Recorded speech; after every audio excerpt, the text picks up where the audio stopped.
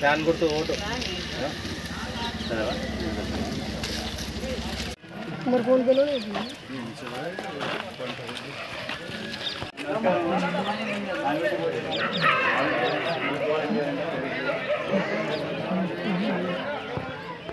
మీరు చేపడుతున్న ఎన్నికల ప్రచారానికి ప్రజల నుంచి ఎలాంటి స్పందన లభిస్తుంది సార్?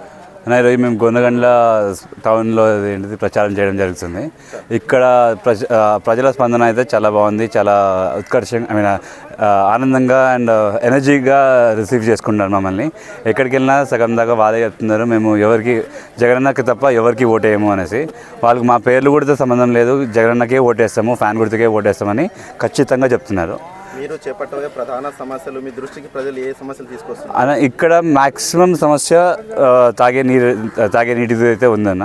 సో ఖచ్చితంగా మా ఫస్ట్ పాయింట్ ఇస్ మేము మా first agenda is drinking water, next is సాగునీరు, దాని తర్వాత అదే అదే ప్లాన్ సార్. ఫస్ట్ అయితే డ్రింకింగ్ వాటర్, తర్వాత సాగునీరు. These are 2 points.